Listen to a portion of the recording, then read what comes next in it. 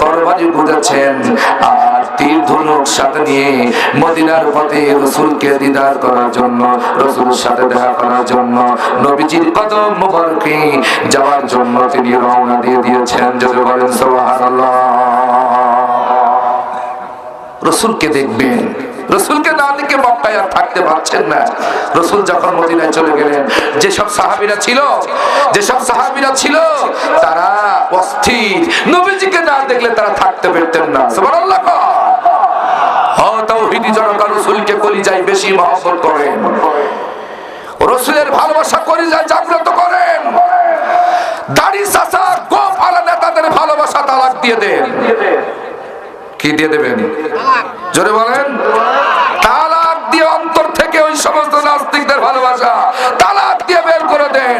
কোন মুমিনের কলিজায় নাস্তিক, মুরতাদ, বেঈমান, কাফেরদের ভালোবাসা থাকতে পারে না। সুহাইব রুমি রাদিয়াল্লাহু তাআলা আনহু কি মহব্বত দেখালেন। আয়াতের শান নজুল আমি বলছি, সূরা বাকারা 207 নম্বর আয়াতের শান নজুল। আয়াত নাযিল হচ্ছেন কোন ঘটনাকে কেন্দ্র করে?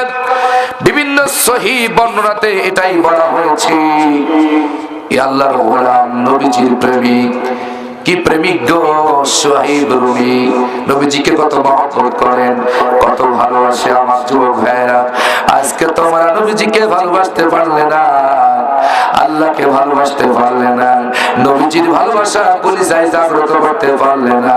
তোমরা নবীজির চাইতে নেইমার আর মেসিকে বেশি ভালোবেসেছো।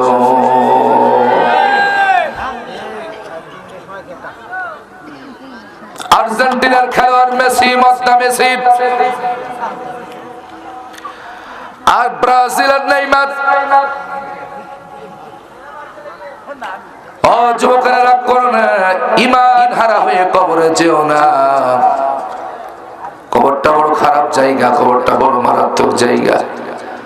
ওখানে তোমাকে যেতে হবে, আজ হোক কাল হোক, ওই কবরেই তোমাকে যাওয়া লাগবে। বন্ধু, আমলকে শুধরায় নাও, নবীজিকে বেশি মহব্বত করো জীবনের চাইতে। নবীজিকে কলিজা দিয়ে ভালোবাসো। জীবনে যে কালেমা পড়েছো সেই কালেমার বিরোধিতা করো না। যেই কালেমা পড়ে জিকির করো, ওই কালেমার কথা যারা বলে তাদের সাথে বেঈমানি করো না, তাদের সাথে বিশ্বাসঘাতকতা করো না। নবীজির কথা যারা বলেন, নবীজির আদর্শ যারা সমাজে কায়েম করতে চান, নবীজির আদর্শ যারা সমাজে বাস্তবায়ন করতে চান, আল্লাহর আইন যারা সমাজে প্রতিষ্ঠা করতে চান, তাদের সাথে বেঈমানি করো না, খারাপ আচরণ করো না। আমার কালীগঞ্জবাসী, আমার ঝিনাইদহবাসী, হযরত সাহিব রুমি রাদিয়াল্লাহু তাআলা আনহু, তিনি তুরতুরুক নিয়ে আর কোমরে তরবারি গুজে আল্লাহ রাসূলের দিদার করার জন্য তিনি মক্কা থেকে মদিনার পথে রওনা দিয়েছেন। কিছুদিন যাওয়ার পর একদল কুরাইশ বাহিনী সাহিব রুমির পথের মাঝখানে ব্যারিকেড হিসেবে দাঁড়িয়ে গেছে, তাকে মদিনাতে যেতে দিবে না, তাকে মদিনায় যেতে দেওয়া হবে না, তাকে রাসূলের কাছে যেতে দেওয়া হবে না।